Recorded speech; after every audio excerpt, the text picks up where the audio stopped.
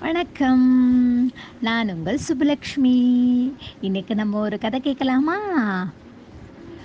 அமெரிக்கால ஒரு பெரிய பேச்சாளர் இருந்தாராம். அவரு அவரு பேசுறாரு அப்படின்னாலே, அந்த அந்த அரங்கம் ஃபுல்லா அவ்வளோ ஒரு கூட்டம் நிரம்பி இருக்குமாம். அவரோட ஸ்பீச் வந்து ரொம்ப எதார்த்தமா இருக்குமா. நம்ம லைஃப்ல ஃபாலோ பண்ணக்கூடியது. இப்ப சில பேரு சொல்றதெல்லாம் வந்து ரொம்ப ஈஸியான இதா இருக்கும். நம்மளால ஈஸியா ஃபாலோ பண்ண முடியறத அவங்க சொல்லுவாங்க. ஸோ அதே மாதிரி தான்.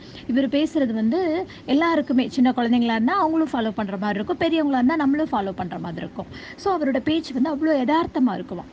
அவரோட பேச்ச கேட்கறதுக்கு அவ்வளோ ஒரு கூட்டம் இருக்குமாம். அவர் ஒரு சிறந்த பேச்சாளர் மட்டும் கிடையாது. அவர் ஒரு பெரிய ஒரு பிசினஸ் மேன். ஸோ ஒவ்வொரு வருஷமும் அமெரிக்கால வந்து அந்த காம்படிஷன் வந்து நடத்துவாங்க. நெறைய பேர் அதில வந்து கலந்துப்பாங்க. நெறைய போட்டிகள் இருக்கும். அதெல்லாம் தாண்டி அதில செலக்ட் ஆகுற அதில ஒரே ஒருத்தர மட்டும் தான் அவரு செலக்ட் பண்ணுவாரு. அந்த செலக்ட் பண்ற பெர்சனுக்கு வந்து அவர் வந்து அந்த 1 இயர் ஃபுல்லா சிறந்த வெற்றியாளராக வாழ்க்கையில சிறந்த வெற்றியாளராக மாறுவது எப்படி அப்படின்றத வந்து அவர் வந்து கோச் பண்ணுவாரு. ஓகேவா? இப்ப நம்ம அம்மா, அப்பாலாம் நம்மலாம் என்ன பண்ணியிருப்போம் அப்படின்னா, நம்ம குழந்தைங்களெல்லாம் வந்து நல்லா படிக்கணும். 10த் +2 வந்துட்டாங்க அப்படின்னா, இப்ப அவங்க நீட் எக்ஸாம் வந்து அவங்க நல்லா பண்ணணும் அப்படின்னா, நம்ம அதுக்கு எந்த சென்டர் ஓகேவோ அங்க கொண்டு போய் விடுவோம். இப்ப பேங்க், டிஎன்பிசி அந்த எக்ஸாம் எழுதணும் அப்படின்னா, அதுக்கு தகுந்த மாதிரி உள்ள சென்டர்ல போய் நம்ம விடுவோம். அப்படிதானே? அதே மாதிரி தான். எல்லா மக்களுக்குமே ஆசை. ஐயோ! என்னோட குழந்தை போயிறாதா அந்த காம்படிஷனுக்கு? என்னோட குழந்தை போகாதா? வாழ்க்கையில ஒரு அவர்கிட்ட கொண்டு போய் விட்டாலே போதும். அந்த காம்படிஷன்ல செலக்ட் ஆகி அவர்கிட்ட கொண்டு போய் விட்டாலே போதும். அந்த யாரு போறாங்களோ அவங்கள அந்த 1 வருஷத்துக்குள்ள ஒரு பெரிய ஒரு வெற்றியாளரா மாத்திருவாரு அவரு. அதான் அவரோட நோக்கம். அத மாதிரி அந்த வருஷமும் கால்ஃபர் பண்றாங்க. நெறைய பேர் அட்டெண்ட் பண்றாங்க. அதுல அவர் வந்து 3 பேர மட்டும் தான் செலக்ட் பண்றாரு. ஸோ 3 பேர செலக்ட் பண்ணி அவரோட செயலாளர் இருப்பார் இல்லையா? செக்ரட்டரிட்ட சொல்றாரு, "அந்த 3 பேரையும் என்னோட வீட்டுக்கு வர சொல்லுங்க" அப்படின்னு சொல்லிட்டு. அவங்களோட வீட்டுக்கு போயாச்சு 3 பேரும். ஆனா அவரு பார்க்க அப்பாயின்ட்மென்ட் எப்ப குடுத்துருக்காரு அப்படின்னா, நாளைக்கு மார்னிங் தான் அவங்க 3 பேரையும் அவரு மீட் பண்ண போறாரு. ஸோ இன்னைக்கே 3 பேரும் வந்தாச்சு. ஏபிசி அப்படின்னு பேர் வச்சுக்கலாமா? அந்த 3 பேருக்கும் தனித்தனி அறைகள், தனித்தனி ரூம் வந்து குடுத்தாங்க. 3 அந்த ரூம் வந்து பார்க்கறதுக்கு அவ்ளோ அழகா இருந்துச்சு, அவரோட வீட்ல. 3 பேரையும் தனித்தனி ரூம்ல தங்க வச்சிருக்காங்க. 3 பேரும் நைட்டு ஃபுல்லா அந்த ரூம்ல தான். ஆளாளுக்கு தனித்தனி ரூமு அங்க ஸ்டே பண்ணியிருக்காங்க. அடுத்த நாள் காலையில தான் அவங்க யார பார்க்க முடியும்? அந்த பிசினஸ்மேன், அந்த பேச்சாளர வந்து பார்க்க முடியும். 3 பேரும் நைட் அந்த அவங்கவங்க ரூம்லயே தங்கி ரெஸ்ட் எடுக்காங்க. அடுத்த நாள் காலையில அந்த செக்ரட்டரி வராரு. ஏபிசி 3 பேரையும் கூப்பிடுறாரு. 3 பேரையும் கூப்பிட்டு, "வாங்க, அந்த பிசினஸ்மேன் வந்து உங்கள மீட் பண்ணணும்னு சொல்றாரு" அப்படின்னு சொல்லிட்டு, இவங்க 3 பேரும் ரொம்ப ஆர்வமா போறாங்க. யார செலக்ட் பண்ண போறாருன்னு தெரியலையே அப்படின்னு சொல்லிட்டு. ஸோ 3 பேரும் அவரு ஒரு ரூம்ல இருக்காரு. கதவ ஓப்பன் பண்ணி 3 பேரும் போறாங்க. இதுவரைக்கும் எல்லாருமே அவர் தூரத்துல இருந்து அவரோட ஸ்பீச் கேட்டது மட்டும் தான் பார்த்துருக்காங்க. அவர நேர்ல இவ்ளோ பக்கத்துலலாம் பார்த்ததில்ல. ஸோ 3 பேரும் ரொம்ப எக்ஸைட்டிங்கா போறாங்க. அவர போய் பார்க்கறதுக்கு என்ன சொல்லுவாரு? நம்மள செலக்ட் பண்ணுவாரா? அப்படின்னு சொல்லிட்டு 3 பேரும் ரொம்ப ஆர்வமா போறாங்க. அப்ப வந்து அவரு வந்து வின்னர் அப்படின்ற ஒரு பேட்ச் எடுத்து யார் குடுக்குறாரு அப்படின்னா, சின்ற நபர கூப்ட்டு அவரோட ஷர்ட்ல குத்தி விடுறாரு.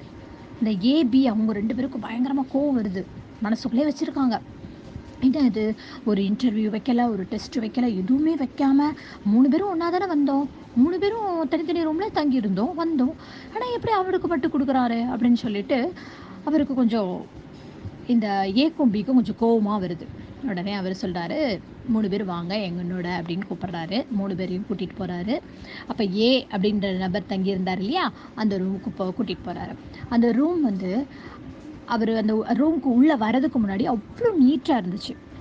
ஆனா நேத்து ஈவ்னிங் அந்த ஏன்ற நபர் அந்த ரூம்குள்ள வந்து நைட்டு ஃபுல்லா ஸ்டே பண்ணியிருக்காரு. காலையில அந்த ரூம் பார்த்தா நீட்டாவே இல்ல. அப்படியே போட்ட இடத்துல சீப்ல இருந்து அப்படியே முடி கூட எடுக்கல. அந்த பெட்ஷீட்ட மடிச்சு வைக்கல. நீட்டாவே இல்ல. அத அவரு மென்ஷன் பண்றாரு. "இங்க பாருங்க, உங்களுக்கு வந்து நான் நேத்து நைட் இந்த ரூம் குடுத்தேன். இந்த ரூம் நீட்டாவே இல்ல. எப்படி இது பண்ணியிருக்கீங்கன்னு பாருங்க" அப்படின்னு சொல்லிட்டு அவரு சொல்றாரு.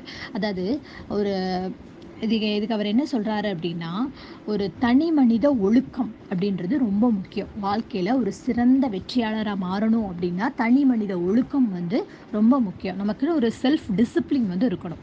எந்த ஒரு விஷயம் செஞ்சாலும் சரி. இத அவரு சொல்றாரு. ஓகே, அடுத்தது பின்ற நபர் இருக்கார் இல்லையா, அவரோட ரூமுக்கு போகலாம் அப்படின்னு சொல்லிட்டு அவரோட ரூமுக்கு கூப்பிட்டு போகிறாங்க. பின்ற நபரோட ரூம் வந்து அவர் எப்படி கொடுத்தாரோ அதே மாதிரி நீட்டாக இருக்குது. எல்லாமே ரொம்ப நீட்டாக வச்சுருக்காரு. உடனே அவர் சொல்ல, நான் நீட்டாக தானே வச்சுருக்கேன், அப்போ ஏன் இவர் எனக்கு கொடுக்கல அப்படின்னு சொல்லிட்டு அவர் மனசுக்குள்ள நினைக்கிறார். அப்பவும் அவர் சொல்கிறாரு, என்ன சொல்கிறாரு அப்படின்னா, நீங்கள் 3 பேருமே இந்த ரூம்குள்ளே வரும்போது இந்த 3 பேரோட ரூம்லேயுமே பாத்ரூமில் என்ன பண்ணுறாரு அப்படின்னா, மேலே ஒரு வால்வு இருக்கும், அந்த வால்வை லாக் பண்ணியிருக்கார் அவர். அப்போ கீழே டேப்பில் ஒரு தண்ணி ஓப்பன் பண்ணால் என்ன ஆகாது, தண்ணி வராது. ஸோ ஏவும் பி என்ன பண்ணுறாங்க, தண்ணி வரலன்னொடனே உடனே ஃபோன் எடுத்து கால் பண்ணுறாங்க அந்த செக்ரட்டரிக்கு, இந்த மாதிரி தண்ணி வரல ரூமில் அப்படின்ட்டு. அந்த சீன்ற நபர் மட்டும் என்ன பண்ணுறாரு அப்படின்னா, அந்த பாத்ரூமில் போயிட்டு பார்க்குறாரு எந்த இடத்துல வால்வு இருக்குது, ஏன் தண்ணி வரல அப்படின்றத மேலே பார்க்குறாரு. அந்த வால்வு லாக் ஆகிருக்கு. ஸோ அதை ஓப்பன் பண்ணி அவரே அந்த வேலையை வந்து செஞ்சுக்கிறாரு. என்ன பண்ணார், எந்த இடத்துலையுமே ஒரு பிரச்சனை வருது அப்படின்னா அதை வந்து நம்ம எப்படி ஹேண்டில் பண்ணலாம் அப்படின்றத யோசிக்கணும். நமக்கு பிரச்சனையை வரும்போது அதை பார்த்து உடனே அடுத்தவங்களுக்கு கால் பண்ணுறது, அடுத்தவங்களை டிபெண்ட் பண்ணி இருக்கிறது, அந்த மாதிரி பண்ணக்கூடாது. அது வந்து ஒரு சிறந்த வெற்றியாளருக்கான இது கிடையாது.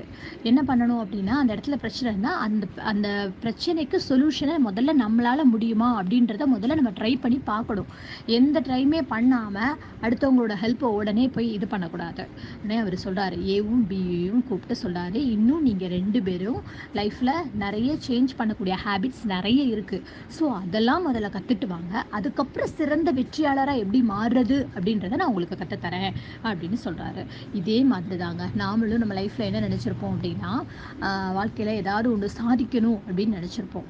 ஏதாவது ஒன்று சாதிக்கணும்னு நினச்சிருப்போம். ஆனால் அந்த சாதிக்கணுன்ற இதுக்கு நம்மளுடைய ஒழுக்கம் வந்து ரொம்ப முக்கியம். அதுவும் எந்த துறையிலையோ எந்த இதில் நம்ம சாதிக்கணும்னு நினைக்கிறோமோ அந்த இதில் நம்ம வந்து என்ன பண்ணணும் அப்படின்னா, அதில் நம்ம என்ன பண்ணணும் அப்படின்றது வந்து யோசிக்கணும். யோசித்து அதை பண்ணணும்.